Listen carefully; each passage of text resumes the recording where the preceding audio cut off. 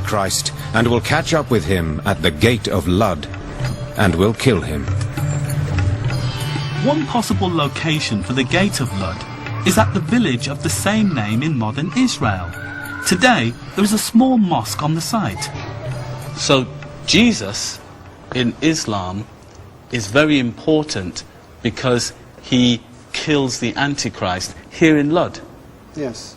This is absolutely true. Jesus, who is the son of Mary, may he be blessed by God, is one of the prophets that we believe in, and that is our conviction. Similar to Christian prophecies about the end times, Islam also talks about a day of judgment, for which there will be many signs, one of which will be the return of Jesus.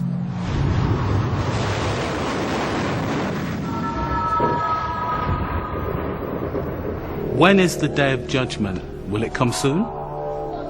Nobody knows. Nobody knows. No one knows except for God. The Islamic prophecies also predict a series of cataclysmic events, including a great war. On one occasion, the Prophet Muhammad is reported to have said, The hour will come when violence, bloodshed and anarchy become common. Great cities will be ruined, and it will be as if they had not existed the day before. There will be years of deceit, when a truthful person will be disbelieved, and a liar will be believed. I think that we should find ways in which Jesus helps us to live together better. Do you think that we can agree on the teachings of Jesus, that Jesus wants peace, justice, and wants all people to have a good life? نحن المسلمين ننصح المسيحيين. We Muslims advise Christians, or rather the people of the West, to pay attention to the teachings of Christ. Otherwise, peace will not exist among those peoples. بين هذه الشعوب. الحضارة الأمريكية الآن أيضا وهي حضارة ترفع لافتة. Today, American culture has taken up the slogan of evangelical Christianity. It's a culture of annihilation, invasion and domination. I don't need to remind you about what is happening in Iraq and Afghanistan. This is domination over those people. They are spreading injustice, killing people, making women and children homeless. All is done under the name of religion. Do you think Jesus will come back soon? We hope so. We hope so. نحن نتأمل أن يأتي الفرج. We hope so. We hope so. We really hope so. We want Jesus to save humanity from injustice.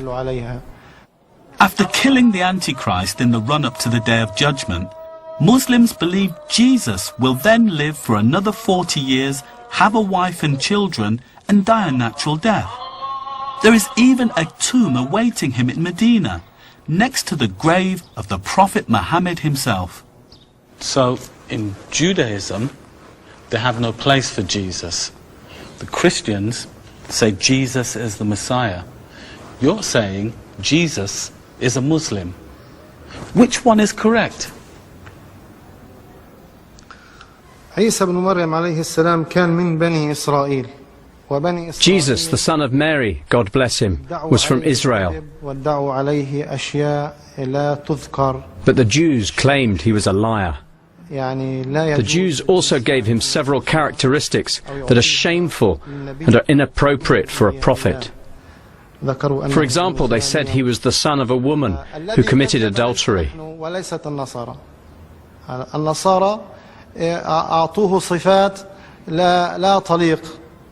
You Christians believe in him, and we believe in him too. However, Christians see him as divine, but this we think is wrong.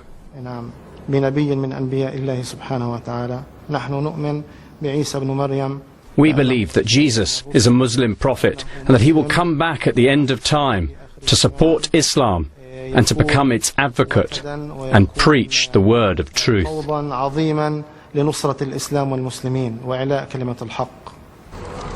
Whether or not I or any Christian likes it, the fact is that although Jesus began life as a Jew and started a new movement that later became Christianity, he is also seen by more than a fifth of the world's population as a Muslim too. In the next part, I investigate how, like me, a famous Indian leader also searched for the real Jesus, and how he transformed Jesus' teachings into one of the most effective political weapons of the 20th century. Did Gandhi discover the real hidden message of Jesus?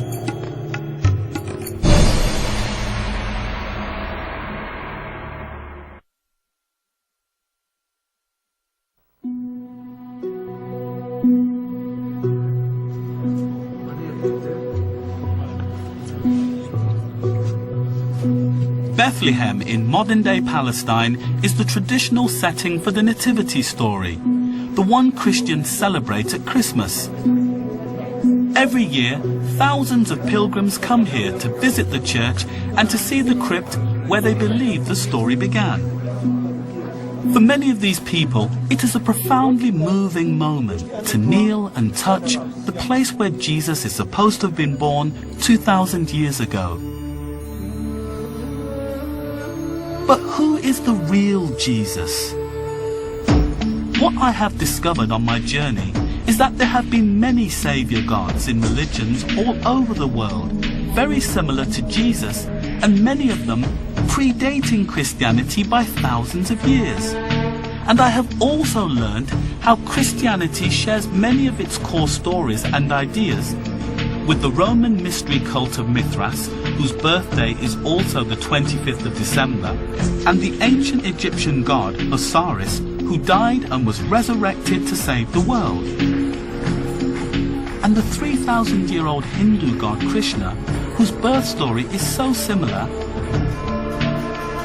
And the Buddha, whose teachings so closely mirror those of Jesus. And then I have discovered how two other religions, Islam and Judaism, who share their origins with Christianity, have very different versions of Jesus' life story. The Orthodox Jews, who see him as an illegitimate child, a fraudulent magician, and a dangerous heretic. And the Muslims, for whom Jesus is not the Son of God, but a human prophet who will return to earth before Judgment Day to save the world.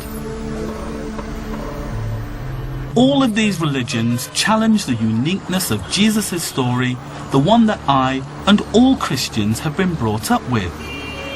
But I still felt that Jesus and his real message remained hidden.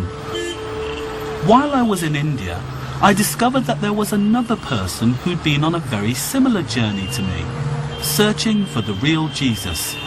He was one of the 20th century's most famous political leaders, a man who confronted and defeated the British Empire, Mahatma Gandhi. Although Gandhi was born a Hindu, he claimed he got great inspiration from Jesus' teachings. Professor Tridip Surhud is an expert on Gandhi's interest in Jesus. I met him at the Sabarmati Ashram in Ahmedabad, Gandhi's former home. He's not interested in the historic Jesus. He is not really interested whether there was an immaculate conception.